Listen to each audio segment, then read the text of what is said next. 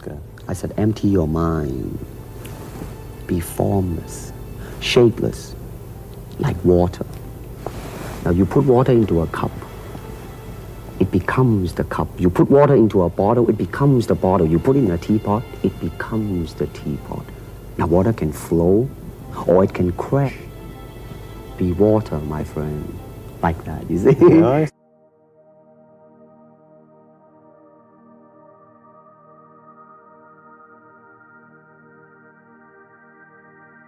How can you play in Mandarin movies if you don't even speak Mandarin? How do you do that? Well, first of all, I speak only Cantonese. Yeah. So, I mean, there is quite a difference as far as pronunciation and things like that go. So somebody else's voice is used, right? For Definitely, definitely. You just make the words. Doesn't that sound strange when you go to the movies, especially in Hong Kong, in your own town, and you see yourself with somebody else's voice? Well, not really, you see, because most of the Mandarin picture done here are dubbed anyway. They dubbed anyway? Anyway, I mean, disregard. I mean, they shoot without sound. So it doesn't, you know, make any difference. Your lips never quite make the right words, do they? Yeah, well, that's where the difficulty lies, you see. I mean, in order to, because the Cantonese have a different way of saying things, you know, I mean, different from the Mandarin. Yeah. So I have to find like something similar to that and keep a kind of a feeling going behind that. Something that matching the Mandarin deal. Like the Does old it silent sound complicated? days. Like the old silent days. But I gather in the movies made here, the dialogue is pretty stilted anyway. Yeah, I agree with you. I mean, see, to me, a motion picture is motion. Yeah. I mean, you gotta keep the dialogue down to the minimum. Did you look at many Mandarin movies before you started playing in the first one? Yes. What did you think of them when you saw them? Quality-wise, I mean, I have to admit that it's not quite up to the standard. However, it is growing and it is getting higher and going toward that standard, that what I would term quality. They say the secret of your success in that movie, The Big Boss, which was such a success, you rocketed you to stardom in Asia, was that you did your own fighting. As an expert in the various martial arts in China, what did you think of the fighting that you saw in the movies that you studied before you became a star? Well, I mean, definitely in the beginning, I had no intention or whatsoever that what I was practicing and what I'm still practicing now would lead to this to begin with. But martial art has a very, very deep meaning as far as my life is concerned, because as an actor, as a martial artist, as a human being, all these I have learned from martial art. Maybe for our audience who doesn't know what it means, you might explain exactly what you mean by martial art. Right. Martial art include all the combative arts like karate or karate, judo, Chinese kung fu or Chinese boxing, whatever you call it. All those. You see, like Aikido, Korean, I can go on and on and on. But it's a combative form of fighting. I mean, it's not, some of them became sport, but some of them are still not. I mean, they use, for instance, kicking to the groin, jabbing fingers at the eyes and things like that. No wonder you're successful in it. Chinese movies are full of this kind of action anyway. They needed a guy like you could... Violence, man. So you didn't have to use a double when you moved into the motion picture world here. You did it all yourself. Right. Can you break 5 or 6 pieces of wood with your hand or your foot? I'll probably break my hand and foot. But tell me a little bit... you set up a school in Hollywood, didn't you, for people like James Garner and Steve McQueen and the others? Yes. Why would they want to learn Chinese martial art? Because of a movie role? Not really. I mean, most of them, you see, to me, at least the way that when I teach it, all type of knowledge ultimately means self-knowledge. So therefore, they're coming in to, and ask me to teach them not so much of how to defend themselves or how to do somebody in, rather, they want to learn to express themselves through some movement, be it anger, be it determination, or whatsoever. So in other words, what I'm saying, therefore, is that he is paying me to show him in combative form the art of expressing the human body. Which is acting, in a sense, isn't it? Well, or it would be a useful tool for an actor to have. I mean, it might sound too philosophical, but it's unacting acting or acting unacting. If You've lost me. I have, right? So what I'm saying, actually, you see, I mean, it's a combination of both. I mean, here it is the natural instinct, and here is control. You are to combine the two in harmony. Not, if you have one to the extreme, you will be very unscientific. If you have another to the extreme, you become all of a sudden a mechanical man, no longer a human being. So it is a successful combination of both. So therefore, it is not only, so therefore it's not pure naturalness or unnaturalness. The ideal is unnatural naturalness or natural unnaturalness. Yin yang, eh? Right, man, that's it. One of your students, James Coburn, played in a movie called Iron Man Flint, in which he used karate. Is that what he learned from you? He learned it after. Oh, he went. Yeah. After he played in Iron Man. Right. You see, actually, I do not teach, karate because I do not believe in styles anymore. I mean, I do not believe that there is such thing as like Chinese way of fighting or the Japanese way of fighting or whatever way of fighting, because unless human beings have 3 arms and 4 legs, we will have a different form of fighting. But basically, we have only 2 hands and 2 feet. So styles tends to not only separate man, because they have their own doctrines, and then the doctrine became the gospel truth, that you cannot change, But if you do not have styles, if you just say, well, here I am, as a human being, how can I express myself totally and completely? Now, that way, you won't create a style, because style is a crystallization, that way, it's a process of continuing growth. You talk about Chinese boxing. How does it differ from, say, our kind of boxing? Well, first we use the feet. That's and then we use the elbow.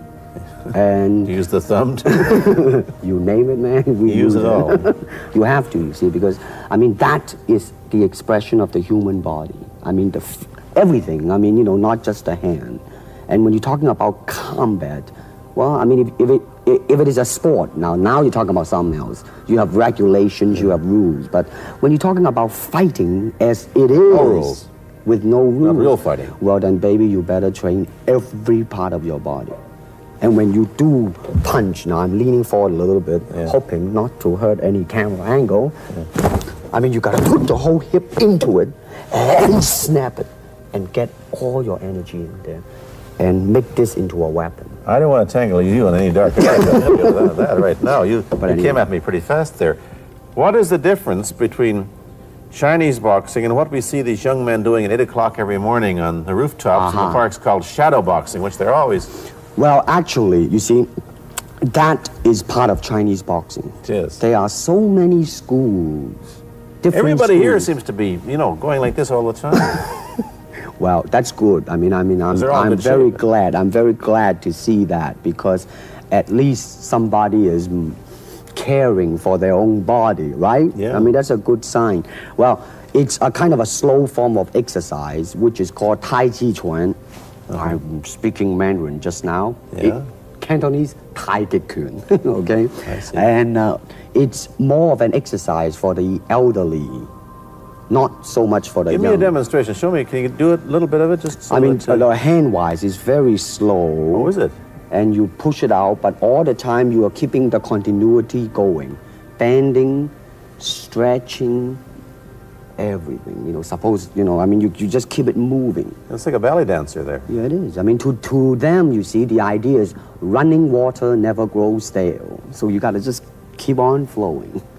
Of all your students, famous, James Garner, Steve McQueen, Lee Marvin, James Coburn, Roman Polanski, which was the best? Who adapted best to this Oriental form of exercise and defense? Well, depending, okay? Now, as a fighter, Steve McQueen Now, he is good in that department because that son of a gun got the toughness in him. Yeah. You see it on the screen. I mean, he would say, all right, baby, here I am, man. You know, and he'll do it. Yeah. Now, James Coburn is a peace-loving man. I met him. Right? I mean, you've met him. I mean, he's really, really nice. I mean, super mellow and all that. I mean, you know, I mean, now he appreciates the philosophical part of it. Therefore, his understanding of it is deeper than Steve. So it's really hard to say. You see what I'm saying now? I see. I mean, it's different. So that's, I mean, depending on what you see in it. Interesting that we don't, in our world, and haven't since the days of the Greeks who did, combine philosophy and art with sport. But quite clearly, the Oriental attitude is that the three are facets of the same things. Man, listen, you see, really, to me, okay, to me, ultimately, martial art means honestly expressing yourself. Now, it is very difficult to do. I mean, it is easy for me to put on a show and be cocky and be flooded with a cocky feeling and then feel like pretty cool and all that. Or I can make all kinds of phony things, you see what I mean, blinded by it. Or I can show you some really fancy movement. But to express oneself honestly, not lying to oneself, and to express myself honestly, now that, my friend, is very hard to do, and you have to train. You have to keep your reflexes so that when you want it, it's there. When you want to move, you're moving. And when you move, you are determined to move. Not taking 1 inch, not anything less than that. If I want to punch, I'm gonna do it, man, and I'm gonna do it, you see? So, I mean, so that is the type of thing you have to train yourself into it, to become one with the, you think? Yeah, this is very un-Western, this attitude. I want to ask you about your movie and TV career, but first, we've been talking to Bruce Lee, mainly about the Chinese martial arts, which include things like Chinese boxing, karate, and judo, which is what he taught when he was in Hollywood. After he left the University of Washington, where he studied, of all things, philosophy, if you can believe that. He did, but that, perhaps you understand why the two go together from the first half of this program. And you can perhaps understand how he got into films. He knew a lot of actors, but I'm told that you got the job on the Green Hornet, where you played Kato the chauffeur, mainly because you're the only Chinese-looking guy who could pronounce the name of the leading character, Britt Reed. I meant that as a joke, of course. And it's a heck of a name, man. Yeah. I mean, every time I said it at that time, I was super conscious. I mean, really now, that's another interesting thing, huh? Let's say if you learn to speak Chinese. Yeah. And it's it's not difficult to learn and speak the word. The hard thing, the difficult thing, it's behind what is the meaning, what brought on the expression and feelings behind those words. Like when I first arrived in the United States, and I look at a Caucasian, and I really would not know whether he was putting me on, or is he really angry, because we have different way of reacting to it. See, those are the difficult things, you see. It's almost as if you came upon a strange race where a smile didn't mean what it does to us. In fact, a smile doesn't always mean the same, does it? Of course not. Yeah, I just thought of that.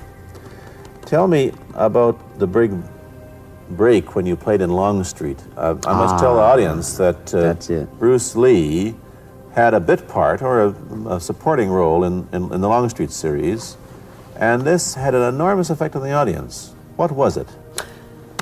Well, you see, the title of that particular episode of Longstreet is called The Way of the Intercepting Fist. Now, I think the successful ingredient in it was because I was being Bruce Lee. Yourself? Myself, right. And did that part, just express myself, like I say, honestly express myself at that time. And because of that, I brought, favorable mentioning in like New York Times, which says like the Chinaman who incidentally came off quite convincingly enough to earn himself a television series, and so on and so on and so forth. Can you remember the lines by Sterling Sullivan, the key lines? He's one of my students, you know that? Was he too? Yes. You've had everybody as your student. But you read, there were some lines that expressed your philosophy. I don't know if you remember them or not. I remember that. Let's hear. This is what it is, okay? You're talking to Longstreet, played by James Francisco. I said, empty your mind. Be formless, shapeless, like water. Now you put water into a cup, it becomes the cup. You put water into a bottle, it becomes the bottle. You put it in a teapot, it becomes the teapot. Now water can flow or it can crash. Be water, my friend. Like that, you see? Yeah, I see. I get the idea. I get the power behind it. So now, two things have happened. First, there's a pretty good chance that you'll get a TV series in the States called The Warriors, in which you use what? The martial arts well, in a Western setting? That was the original idea. Now, Paramount, you know, I did Longstreet for Paramount, and Paramount wants me to be in a television series. On the other hand, Warner Brother wants me to be in another one, but both of them, I think, they want me to be in a modernized type of a thing. And they think that Western idea is out. Whereas you want to do the Western, eh? I want, because you see, I mean, how else can you justify all these punching and kicking and violence except in that period of the West? I mean, in nowadays, I mean, you don't go around on the street kicking people or punching people. Because if you do, that's it. I mean, I don't care how good you are, you know. But this is true also of the Chinese dramas, which are mainly costume dramas. They're all full of blood and gore over here. You mean here? Yeah. Well, unfortunately, you see, I hope that the picture I am in would either explain why the violence was done, whether right or wrong or whatnot. But unfortunately, pictures, most of them here, are done mainly just for the sake of violence. You know what I mean? Like, you know, fighting for 30 minutes, get stabbed 50 times. And well, I'm fascinated. Let me give you your microphone back. I'm fascinated that you came back. I am a martial artist. You came back to Hong Kong on the verge of success in Hollywood and full of it. And suddenly, on the strength of one picture, you become a superstar. Everybody knows you. You have to change your phone number. You get mobbed in the streets. Now, what are you going to do? Are you going to be able to live in both worlds? Are you going to be a superstar here, or one in the States, or both? Well, let me say this. First of all, the word superstar really turned me off, and I'll tell you why. Because the word star, man, it's an illusion. It's something what the public calls you. You should look upon oneself as an actor, man. I mean, you would be very pleased if somebody say, hey, man, you are a super actor. It is much better than, you know, superstar. Yeah, therefore, you've got to admit that you are a superstar. You're not going to, if you're going to give me the truth. I am now. I'm honestly saying this, okay? Yes, I have been very successful. Yeah. Okay? But I mean, I think the word star I mean, I do not look upon myself as a star. I really don't. I mean, believe me, man, when I say it. I mean, I'm not saying it because what are you going to do? Let's get back to the question. Okay. Are you going to stay in Hong Kong and be famous? Or are you going to go to the United States and be famous? Or are you going to try and eat your cake and have it too? I am going to do both because, you see, I have already made up my mind that in the United States, I think something about the Oriental, the true Oriental should be shown. Hollywood sure as heck hasn't. You better believe it, man. I mean, it's always that pigtail and bouncing around, chop, you know, with the eyes slant and all that. And I think that's very, very out of Is it true that you were the first job you had was being cast as Charlie Chan's number one boy? Yeah, number one son, yeah. No, they never made a movie. No. They were going to make it into like a new Chinese James Bond type of a thing. Now that, you know, the old man Chan is dead, Charlie is dead, and his son is carrying on. But they didn't do that. No. Batman came along, you see, because and then everything was started to be going into that, you know, that kind of which you were in. But by the way, I did a really terrible job in that, I have to say. Really? You didn't like yourself? I didn't see it. Let me ask you, however, about the problems that you face as a Chinese hero in an American series. Have people come up in the industry and said, well, we don't know how the audience are going to take a non-American? Well, such question has been raised. In fact, it is being discussed, and that is why the warrior is not going to be on. I see. You see, because unfortunately, such thing does exist in this world. You see, like, I don't know, certain part of the country, right, where like they think that business-wise it's a risk. And I don't blame them, I mean, in the same way, it's like in Hong Kong, if a foreigner come and became a star, if I were the man with the money, I probably would have my own worry of whether or not the acceptance would be there. But that's all right, because if you honestly express yourself, it doesn't matter, see? Because are you, how about the other side of the coin? Is it possible that you are, I mean, you're fairly hip and fairly Americanized. Are you too Western for Oriental audiences, do you think? Oh man, like, how? I have been criticized for that. You have, eh? Oh, yes, definitely. So. Well, let me say this. When I do the Chinese film, I'll try my best not to be as American as I, have been adjusted to for the last 12 years in the States. But when I go back to the States, it seems to be the other way around. You're too exotic, eh? Yeah, man. I mean, they're trying to get me to do too many things that are really for the sake of being exotic. You understand what I'm trying to say? Oh, sure. So it's really, I mean, it's when you live in both worlds, it brings its problems as well as its advantages, and you've got both. Time to go to a commercial. I'll be back in a moment with Bruce Lee. Let me ask you whether the change in attitude on the part of the Nixon administration towards China has helped your chances of starring in an American TV series. Well, first of all, this happened before that. Yeah. But I do think that things of Chinese will be quite interesting for the next few years. I mean, not that I'm politically, inclining toward anything. No, I understand that. I'm just wondering. But I mean, once the opening of China, I mean, that it will bring more understanding. Yeah. More things that are, like different, and maybe in the contrast of comparison, some new thing might grow. So therefore, I mean, it's a very rich period to be in. I mean, like if I were born, let's say, 40 years ago. Yeah. If I have a thought in my mind, I said, boy, I'm gonna star in a movie or star in a television series in America. Well, that might be a vague dream, but I think right now, maybe, man. You still think of yourself Chinese, or do you ever think of yourself as North American? You know what I want to think of myself? As a human being.